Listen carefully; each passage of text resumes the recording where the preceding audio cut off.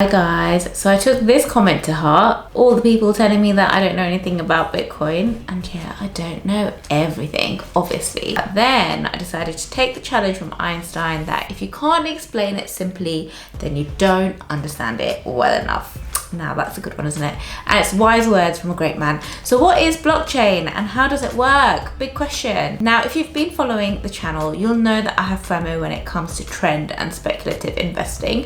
I avoid. Then, being a finance YouTuber, you no doubt get pulled into the trendy stuff like Tesla, GameStop, Bitcoin, and where all the speculative money and overnight winners and losers are being made. But for now, the ride in those speculative investments over the last year has been pretty good. And so the FOMO is real, people. And one of the things I least understand is digital currency. And I'm not afraid to admit that.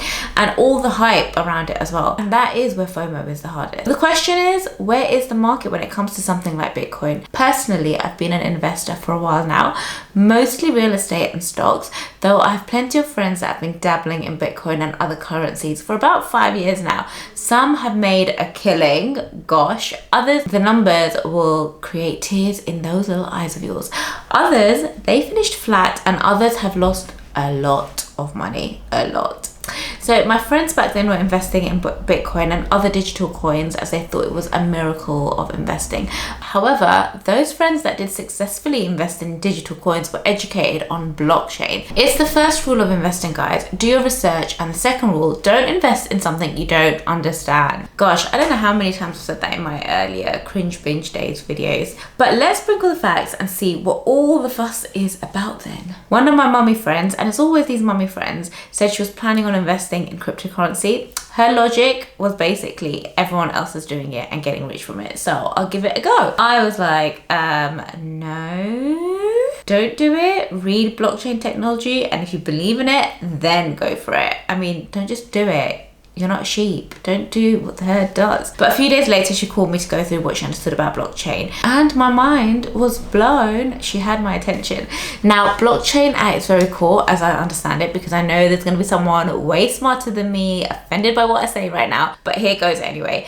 Blockchain at its core is information. The information is stored in blocks. Each block matches the preceding and following, but the information in the middle is encrypted using an algorithm, using cryptographic functions called a hash, and that makes the information inviolable. I'm not gonna lie, imagine. And so it can be held in secure, open and public databases. This rather simple and neat explanation comes from Entrepreneur magazine. It's a great read, by the way. But we can read a ton of other definitions for blockchain as well, but they'll put you to sleep. So here's a simple one I read by a 15-year-old crypto enthusiast, and the explanation that my friend came back with as well, who happens to be a school teacher too. So let's visualize then. If you take a classroom full of students where the online register and attendance is updated daily, then each teacher will log in and note the student attendance. This is all done on the daily, on the job, by as you go. As long as the teacher has the log, they can go in anytime and update the attendance, including correcting any mistakes in the past where attendance was erroneously missed. And it's all above board and normal, right? But let's say that if the school implemented a rule that those students with less than 50% attendance can't sit the end of year exam, or those with 90% attendance get a 5% rider or top up to the exam results, then it creates incentives to cheat the system. So in this example, if you're a student and had less than 50% attendance, then no problem. You can hack the system by locating the teacher's logins and fudge the system a little bit, or the student could have parents bribe the teachers to alter the attendance records. Naughty parents, I know, but you'll be shocked at some of the stories I hear from my teacher friends.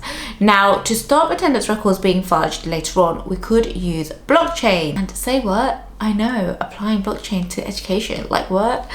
But we're visualizing here. So instead of each teacher having their own register, there's a central register where every teacher has an identical copy. Are you following? So when attendance records are updated, it goes to all the other teachers to approve, and providing more than 50% approve it, then the record is amended and thus is word. But in simple terms, that is how blockchain works. There are multiple copies, and before any changes are made, there has to be majority agreement. And so it becomes tamper-proof, and power is distributed to the blockchain holders rather than one access which could be hacked or lost. And that's why blockchain is so cool and exactly what makes it so revolutionary. So let's look at the pros of blockchain then. First of all, it distributes control with decisions being made by a network of entities rather than an individual. And as that control is distributed, we can trust in it, and we can trust that tampering is near impossible, as changes that are rejected by the majority of the network won't go through. And where that information is transferred or altered from one system to another, it allows for easy reconciliation, as multiple entities have real-time and shared access to the data. But you haven't even mentioned Bitcoin. Well, yeah, I was getting to that, guys, calm down. So where does Bitcoin come into this? So Bitcoin and other currencies and NFTs, which stands for non-fungible tokens, and they allow for cross-border payments using blockchain technology. Now, with blockchain explained, how do I feel about Bitcoin? Well, Bitcoin and all crypto is still a speculative asset, and with all the hype that surrounds crypto, I want to try and get under the skin of what it solves and if it should be an investment for me. And so you can see what I think by clicking this video right here, and I'll see you over there. The heat. We are having a heat wave, and gosh, it is so real. I mean, if I'm on holiday and it's 31 degrees or 35 degrees, then yeah, hit me. But when I'm at home, I don't want those temperatures.